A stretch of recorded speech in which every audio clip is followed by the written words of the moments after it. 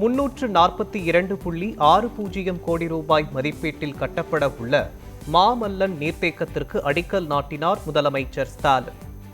69 ஏரிகளில் இருந்து வரும் உபரிநீர் கடலில் கலக்காமல் மாமல்லன் நீர்த்தேக்கத்தில் சேகரிக்கப்பட உள்ளதாக தகவல்.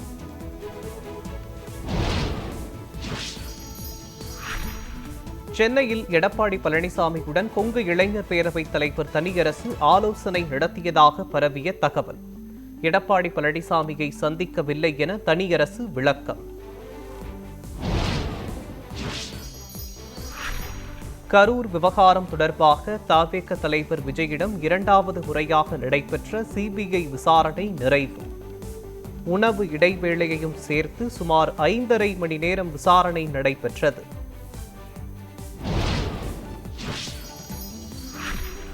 கரூர் சம்பவம் தொடர்பாக 2வது முறையாக டெல்லி சிபிஐ அலுவலகத்தில் ஆஜரானார் தவேக தலைவர் விஜய். கரூரில் பரப்புரையின் போது கூட்ட நெரிசலால் நிலைமை மோசமானதை பார்க்கவில்லையா என்று விஜயிடம் சிபிஐ அதிகாரிகள் கேள்வி.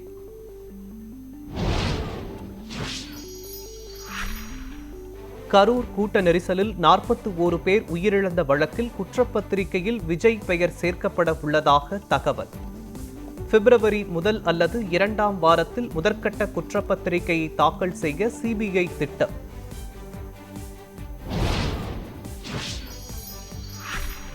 கரூர் சம்பவத்தின் போது கூட்டத்தை கட்டுப்படுத்த காவல்துறை தவறியது. சிபிஐ அதிகாரிகள் கேள்வி எழுப்பிய போது விஜய் குற்றம் சாட்டியதாக தகவல்.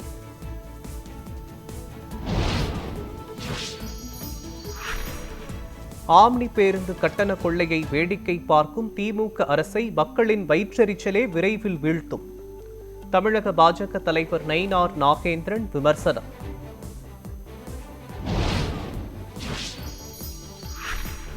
பாமகவிற்கு உரிமை கோரி அக்கட்சி நிறுவனர் ராமதாஸ் சென்னை உயர்நீதிமன்றத்தில் வழக்கு. போலி ஆவணங்களை கொடுத்து பாமகவை அன்புமணி கைப்பற்ற முயற்சிப்பதாக ராமதாஸ் குற்றச்சாட்டு.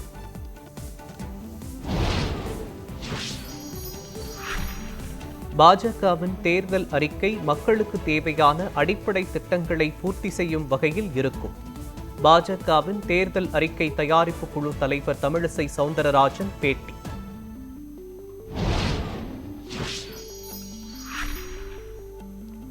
பாஜக மேலிட தேர்தல் பொறுப்பாளர் பியூஷ் கோயலை டெல்லியில் சந்தித்து தமிழ்நாடு பாஜக நிர்வாகிகள் ஆலோசனை. தமிழ்நாடு தேர்தல் நிலவரம், தொகுதி பங்கீடு, பிரதமரின் சென்னை வருகை உள்ளிட்டவை குறித்து ஆலோசனை என தகவல்.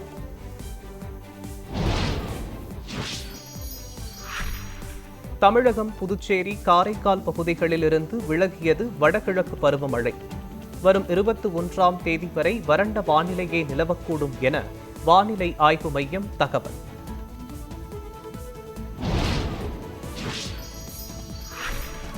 வரும் 23ஆம் தேதி முதல் 25ஆம் தேதி வரை தமிழகத்தில் ஒரு சில இடங்களில் லேசான மழைக்கு வாய்ப்பு.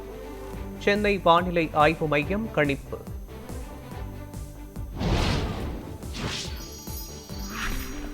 நீலகிரி மாவட்டம் மற்றும் கொடைக்கானல் மலைப்பகுதிகளில் அதிகாலை இரவில் உறைபனிக்கு வாய்ப்பு.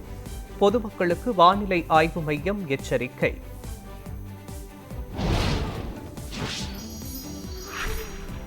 தமிழ்நாடு சத்துணவு ஊழியர்கள் சங்கம் நாளை முதல் காலவரையற்ற வேலைநிறுத்த போராட்டம். மாநிலம் முழுவதும் அனைத்து மாவட்ட தலைநகரங்களிலும் மறியல் நடைபெற உள்ளதாக அறிவிப்பு.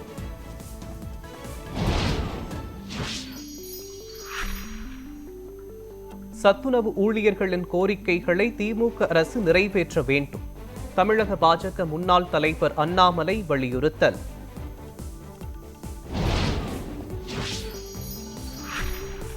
சம வேலைக்கு சம ஊதியம் வழங்க கோரி 25வது நாளாக இடைநிலை ஆசிரியர்கள் போராட்டம். கோட்டை நோக்கி பேரணி சென்றனர்.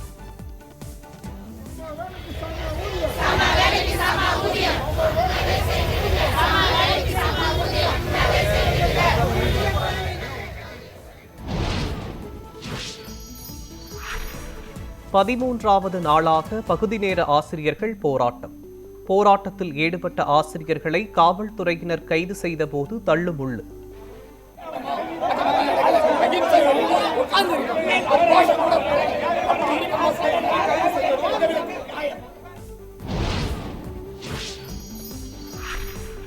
தொடரும் ஆசிரியர்கள் போராட்டம். மாணவர்கள் கல்வி பாதிக்கப்படுவதாக அன்புமணி குற்றச்சாட்டு.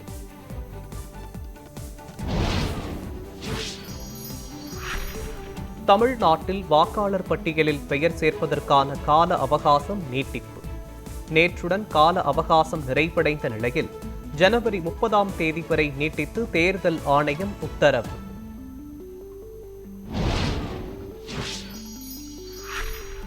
தமிழ்நாட்டில் எஸ்ஐஆர் பணிகளுக்கான வரைவு வாக்காளர் பட்டியல் வெளியிடுவதற்கான காலக்கெடுவை 20 நாட்கள் நீடிக்க கோரிக்கை.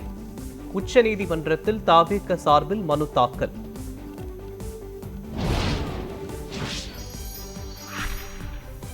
சென்னையில் சவரனுக்கு 1360 ரூபாய் உயர்ந்த தங்கம் விலை.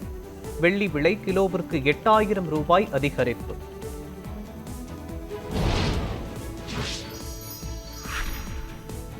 திருப்பரங்குன்றம் சுப்பிரமணிய சுவாமி கோயில் தெப்பத் திருவிழா கோலாகல கொடியேற்றத்துடன் தொடங்கியது.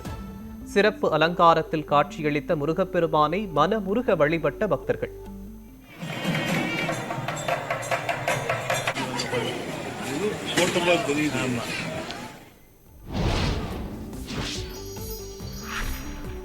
பெங்களூரில் வரும் மே 25ஆம் தேதி உள்ளாட்சி தேர்தல்.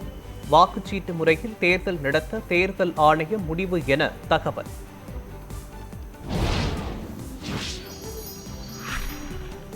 சபரிமலை மகரவிளக்கு பூஜை முடிந்து நாளை நடையடைப்பு.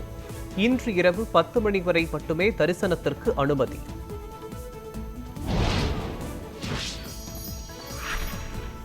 காசா அமைதி குழுவில் இணைய பிரதமர் மோடிக்கு அமெரிக்க அதிபர் டிரம்ப் அழைப்பு. உலகளாவிய போருக்கு தீர்வு காண துணிச்சலான புதிய அணுகுமுறையை தொடங்க அறிவுறுத்தல்.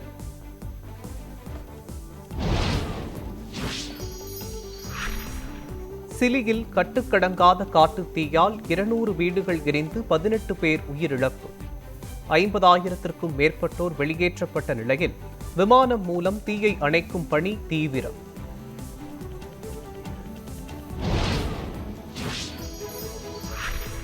ஸ்பெயினில் அதிவிரைவு ரயில் தடம் புரண்டு விபத்து.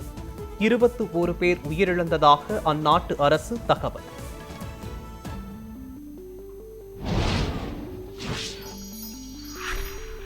வங்கதேசத்தில் இந்து வியாபாரி ஒருவர் அடித்து கொலை. வங்கதேசத்தில் இந்துக்கள் மீது நடத்தப்பட்ட தாக்குதலில் இதுவரை 10 பேர் உயிரிழப்பு.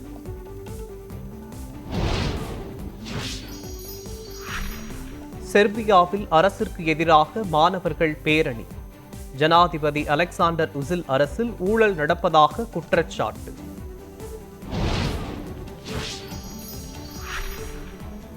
இசையமைப்பாளர் இளையராஜாவிற்கு பத்மபாணி விருது அறிவிப்பு. மும்பையில் நடைபெறும் அஜந்தா எல்லோரா சர்வதேச திரைப்பட விழாவில் விருது வழங்கப்படுகிறது.